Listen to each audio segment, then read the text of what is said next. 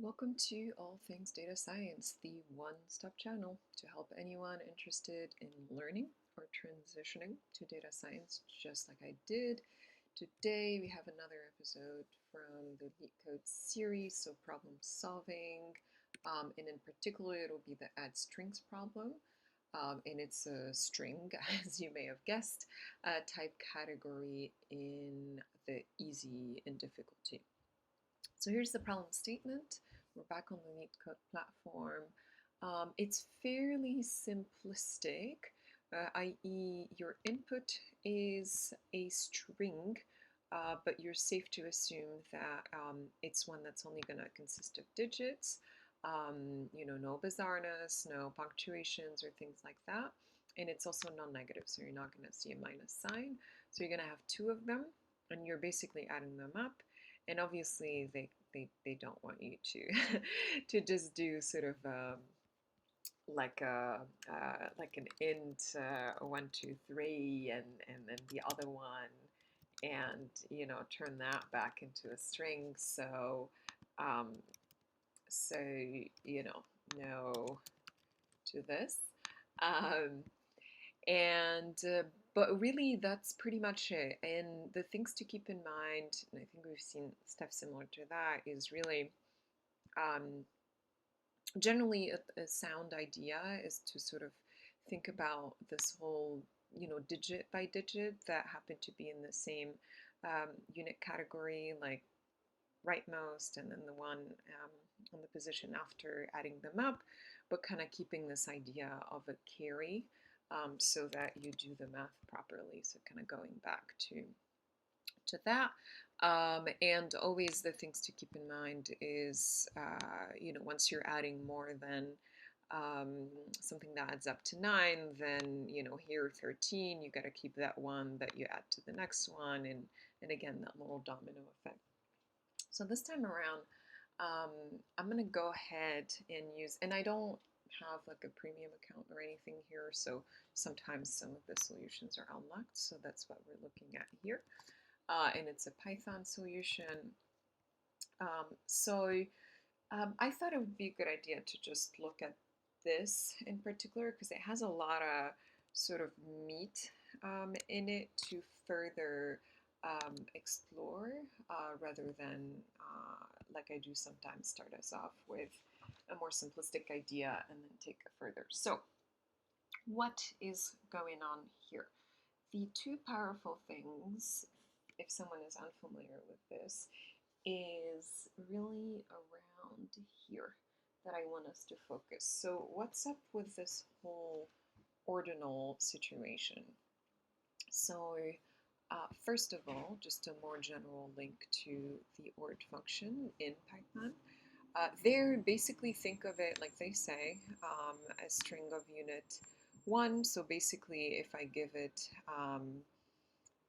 let's see, if I give it AB, that's not a valid input. You're going to get an error back.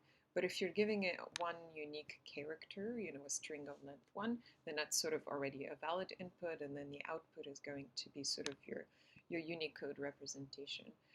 So it's kind of known, for example, capital A is 65, but I think rather than only looking at sort of the definition, I pulled out this particular, for example, table of ASCII. And here, I think what we could focus on is, this is what we just saw. So if you've got the letter A, a capital, by the way, because there's a difference in uppercase versus lowercase, so that's a 65, but on the other hand, if it was lower, it's 97. What's interesting in our case for the problem is that we are dealing with numbers, and they are part of this as well. And what I mean by that is digits. Again, obviously, it's going to be between 0 and 9 inclusive, but not like a 10, 11, etc. And so those also belong to a particular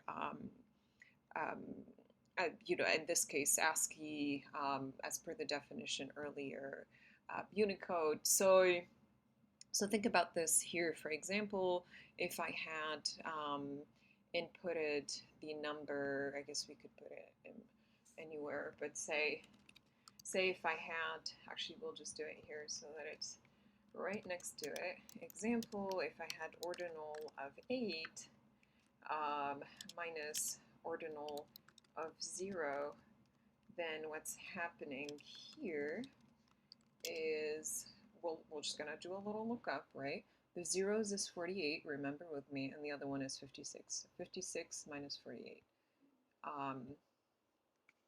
56 minus 48. And basically that gives you your 8. So that's a bit of a trick to go sort of from a string to the actual value by using sort of a 0 as a base, and you'll see that it also works for 0, right? It'll be 48 minus 48. So that's an important piece number 1 to keep in mind over here. And then, what are we doing in the first place? And we could even actually grab it back, give credit to where credit is deserved. So they do a good job at sort of explaining it here, but let's do a little walkthrough. I'll keep this on the left-hand side for any visual people that prefer to sort of read on their own. Let's do a little walkthrough though. So most important thing, as we spoke about before, is this concept of a carry, right? Generally, ideally, right, if I'm just doing a something like I don't know, a 1 plus 2, then 3, and carry is 0. That's fun. That's that's a nice one. But as soon as you hit a little more than this, so anything like this or larger is gonna now get you a carry of 1, and that's the most you can get, because the worst you have is gonna be 18, and that's also gonna have a carry of 1. So that's the second important thing to sort of keep in mind. What could the carries be? And now the additional one that we need to, for people if they're unfamiliar with it, is this concept of the modulo and the divided by. So here, kind of back to some math. So this is the area now I want to focus on. Here, I like to write it this way, but obviously different people were taught differently in elementary school, etc. These concepts, but we've got, worst case scenario 9 plus 9, 18. So I kind of want to know this because this is going to become my carry, right? And I want to know this bit because that's going to be sort of, like a base that I keep, for the 2 digits added at position. I or something like that. So, so what's this whole concept thing? You've got this magical idea of dividing by 10. So division by 10. But what comes out of it? So 2 things come out of it. Actually, we'll use the same coloring. How many 10s do I have? In an 18, it's one of them, so basically I use it up, and then I end up with my sort of remainder, right? Remainder. So so that's, the color are matching here,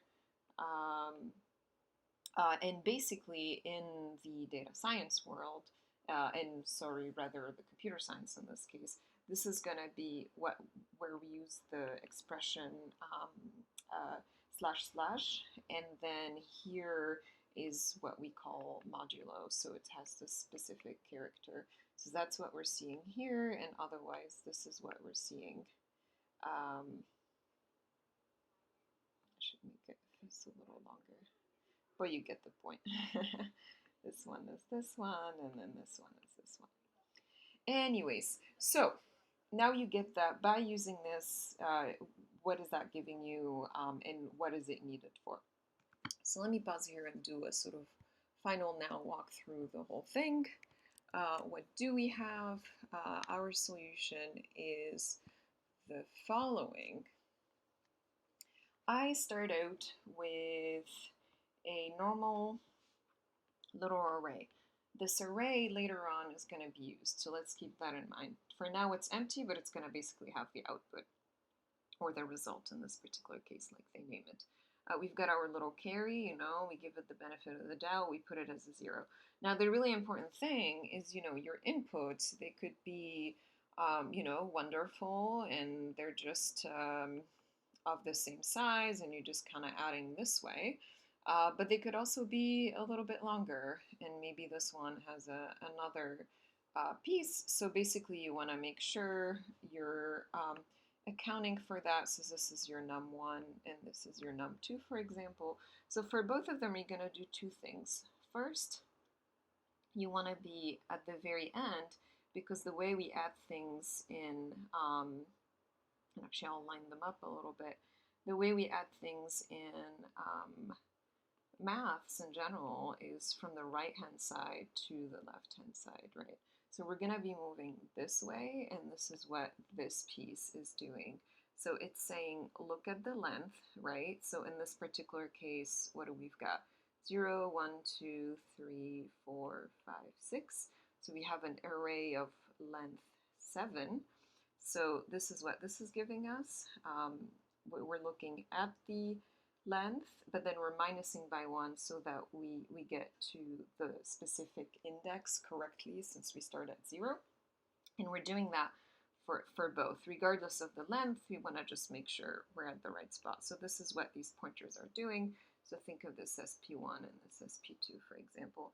And then we enter our while loop, and basically the while loop is just saying, look, once you hit this, this is going to be your absolute sort of latest thing, hence the why there's also the equal. That's the last thing I want to look at. Other than that, you know, stop the while loop. So then comes that magical part about the ordinals that we talked about. So we're looping through, right, this way. We get this particular digit and we get this particular digit, which, remember, these are actual strings, right? This is an actual, you know, 1, 2, 3. So we're just here and it's still a string. So we're going to do the ordinal of the number 3, which gives us whatever it stands for that we saw earlier, right? So if 48 was 0, then it's probably going to be 49 is 1, 50 is 2, and 51 is probably your ordinal for 3. And you're going to do the same for the next one. But basically, line by line, you do that, you minus it by your little base so that you get the actual number 3. That's in the case that we're still good and we're still within sort of our string length. And otherwise, keep track of this 0. So what I mean by that is, in the unfortunate case where your two numbers are actually not of the same length, so for example, you have this, then after you've reached, you know, doing this, you still need to capture this guy, but this one is empty. So instead of not doing anything, then sort of look at it as a 0, because anything you add a 0 to is not going to have an effect. So this is what this part is doing. Now, let's exit out of this and do another clean cut to wrap up the problem. Basically, then you're kind of good to go. What I mean by that is you've done that little division part, right? You added, for example, if you had a 9 and a 9, you got your little 18. So here you've got a 9, here you have another 9, and here you're going to add everybody up. So you get 18. If you happen to have a carry from before, then this is also where you added. You know, it's either going to be a 0 or a 1. And basically now you end up with something like 18 by 10, like we did earlier, or it might be a 19 by 10. And accordingly, you're going to have a new kind of value versus a carry. So we talked about that earlier. The carry would be this section, which is going to be a 1 in this case, and otherwise a 9 as the actual value. And that's pretty much it. So now you throw all of that into your array that's for now empty. I mean, one thing you might say is, oh, why are we appending? Because when you append, it adds to the end of the array. Well, they're going to take care of that later on. And since we're moving um, from right to left, that's why you're decreasing your pointers by the negatives as opposed to +1. Um, and basically, once you're done with the while loop, think of this possibility. If you were doing something, even like just +1, this is going to kickstart another one, and then this is going to kickstart another one. And then the last thing that you're doing is like a 9 plus nothing, the 0, 1, and then the carry is going to be 1. So this is like an example of this particular case. So now you have this and you have a carry, right? Your x1 and x2, or even like your whole string doesn't have anything here, but you still want to account for the carry. So that's what's happening in this section. You just want to make sure you're accounting for the 1, because this is going to be the correct answer. So now at the end of the day, you have this array that has, actually it's going to be reversed, right? It's going to be written this way. And this is where sort of this final magic happens, where you say, okay, I'm going to now loop backwards in this array. This is exactly what this is. So I'm going to look at the 1 first, and then the 0, the next 0, and the last 0. For each of those, I'm going to turn them into a string, and then I'm going to tie them, basically join them together to give me the actual string 1000, because that's what the output expected is made of. And that's pretty much it. So hopefully that explains the problem set. So the major idea is, think digit by digit here, and that's really about it. Hopefully that was interesting. Please do put in any comments or any questions, and if you like it, subscribe. I'm also looking for any other particular topic recommendations. That's always welcome too. Bye-bye.